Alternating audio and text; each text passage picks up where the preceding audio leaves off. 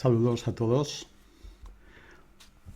Politics o intereses individuales, intereses grupales, es la primera dimensión oculta o encubierta en los procesos de cambio organizacional, de hecho en la vida organizacional, no solamente en los momentos de cambio, que describe Robert Marshak en su libro. Nos explica que lo más habitual cuando se trata de plantear un proceso de cambio organizacional es gestionarlo basándose en la racionalidad, en las normas, en los roles, argumentando en nombre del bien de la organización como un todo. Con frecuencia, explica, el precio que se paga es el de impedir o dificultar o ignorar o cerrar el paso a la atención a intereses individuales, intereses particulares que pueden ser de personas individualmente o pueden ser de grupos dentro de el organigrama general de la organización. Ese no dar paso a la atención a los intereses lleva a argumentar y a reforzar la argumentación racional de los cambios y con frecuencia a tomar iniciativas top-down que sirven, entre otras muchas cosas, para mantener el control, un cierto tipo de control, un cierto grado, un nivel de control del proceso, intentando que precisamente esos intereses particulares incidan o intervengan o influyan lo menos posible. Pero, si esta es la forma de operar habitualmente,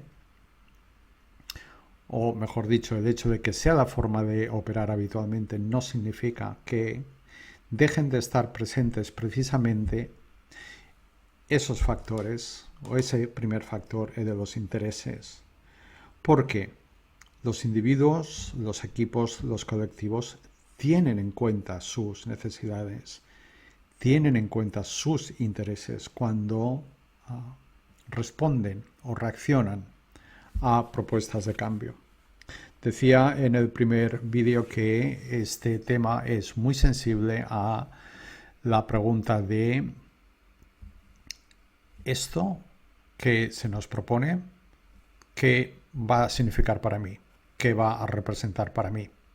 ¿Qué impacto va a tener sobre mí, sobre mi situación, sobre mis circunstancias, sobre mis responsabilidades, mi papel, mi desempeño, etcétera, etcétera?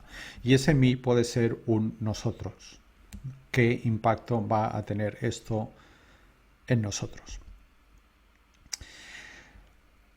Eso está ahí y Marshak recomienda que se tome conciencia de que esto está ahí y que se tenga presente a la hora de diseñar y presentar y proponer procesos de cambio. La clave para empezar a disolver la incomodidad y la resistencia que esto despierta está en tener la confianza de que en general, las personas en una organización actúan de buena fe según su experiencia e intentando siempre tener presente lo que ellas consideran que es el mejor rumbo, la mejor dirección para la organización. Y a veces ese mejor rumbo o esa mejor orientación para algunas personas puede estar identificado con el mantener las cosas tal como están.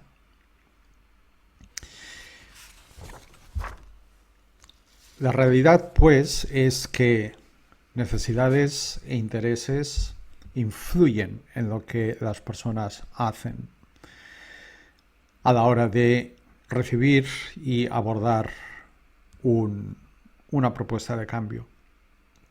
Y por lo tanto, esos intereses y necesidades hay que asumirlos como parte de la realidad de la organización y tenerlos presentes, tenerlos en cuenta. Voy a aportar dos ejemplos que conozco directamente. Uno tiene que ver con un instituto de enseñanza secundaria español, en el que en una conversación se me dijo que quien manda en un instituto no es el director, es el jefe de estudios. Es quien ocupa la jefatura de estudios, porque esa es la persona encargada de preparar, de elaborar los horarios del profesorado. Para quienes no conozcan la dinámica interna de los institutos de educación secundaria españoles, cuando llega el momento de preparar los horarios para el nuevo curso, se pide al profesorado, a cada uno de los profesores, se les pide que completen un documento, una petición en la que hagan constar hasta 3 preferencias que quieren que en la medida de lo posible se tengan en cuenta a la hora de elaborar los horarios para el nuevo curso. Y esto es así porque, a diferencia de en los centros de primaria, donde el horario es el mismo para todo el profesorado, la hora de entrada es la misma, la hora de salida es la misma, en los centros de secundaria no es así. Los horarios son hasta cierto punto, en cierto grado, vamos a decir, personalizados para el profesorado, no para el alumnado, no para los estudiantes. Bien, entonces, este es un ejemplo de un proceso en el que estamos ante una situación de cambio, porque estamos ante la perspectiva de un comienzo de un ciclo nuevo, por lo tanto es un cambio respecto al ciclo anterior, que en este caso coincide con el curso escolar anterior. Estamos pues ante la perspectiva de un ciclo nuevo, por lo tanto de un cambio, y las personas que trabajan allí expresan sus preferencias en función de sus necesidades y de sus intereses, y esas preferencias son recogidas por la persona que en jefatura de estudios elabora el horario del centro, y generalmente esas peticiones son atendidas. Se expresan por orden de preferencia, primera, segunda, tercera, y generalmente las primeras opciones, y si no las segundas, son atendidas. Eso es, y vuelvo a esa conversación a la que aludo, eso es una de las cosas que garantizan, y cito textualmente, tener un curso en paz. Un segundo ejemplo es de un proyecto de consultoría que, junto con un equipo de consultores, llevamos a cabo en el departamento de policía de una ciudad canadiense hace unos años. La situación en ese departamento, en aquel momento en el que llegamos allí para hacer una intervención muy puntual, muy breve, muy puntual, la situación, decía, era la siguiente. Los responsables políticos del departamento de policía habían propuesto un cambio de orientación, un cambio de perspectiva, no tanto en el trabajo de la policía, en las tareas de la policía, sino en la forma de entender su trabajo, sus tareas, su papel, su rol en el contexto de la vida de la ciudad. Concretamente se intentaba pasar a un enfoque o al desarrollo de una mentalidad más basada en el cliente.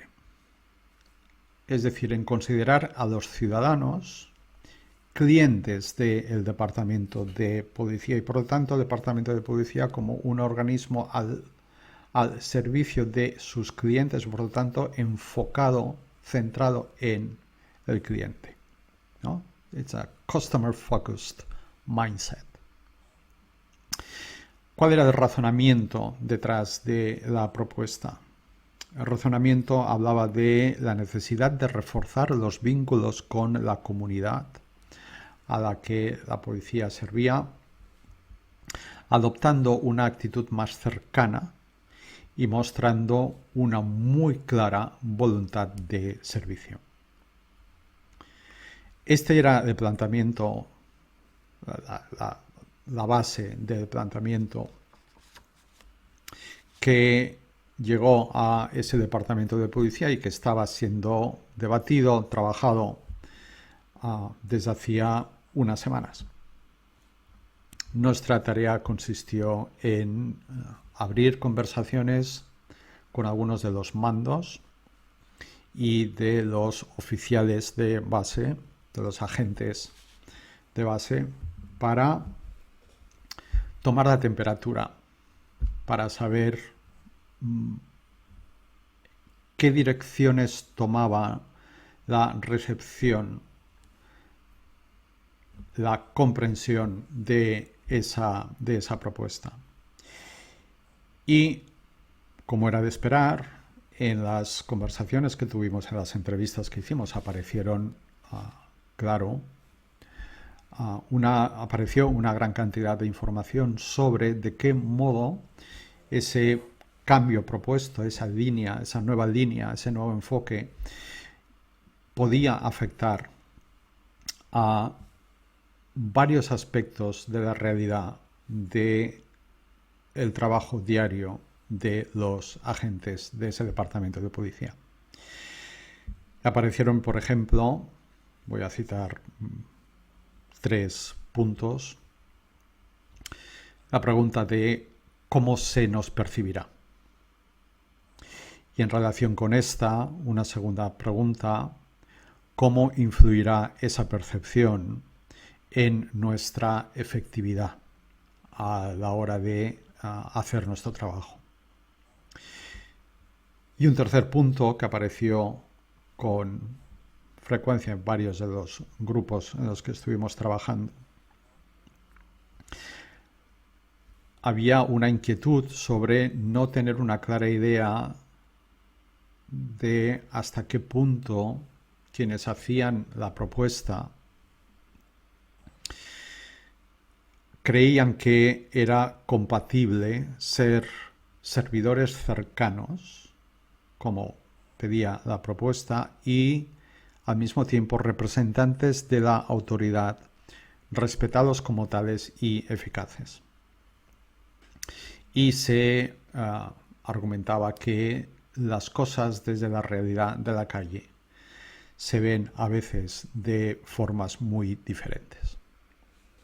Bien, entonces estos puntos, estas preguntas que surgían tenían que ver con la expresión de precisamente los intereses, las necesidades, del impacto en los intereses y las necesidades del cambio propuesto. Estaban todavía en la fase de proposición y de debate. Nuestra labor terminó ahí, en esa recogida de información que transmitimos a quienes nos la pidió, y supimos unos meses después que el cambio de orientación de hecho no se llevó a cabo. Bien, pues hasta aquí este vídeo sobre politics. En los siguientes continuaremos con las otras dimensiones ocultas del cambio organizacional que recoge el modelo de Robert Marshall.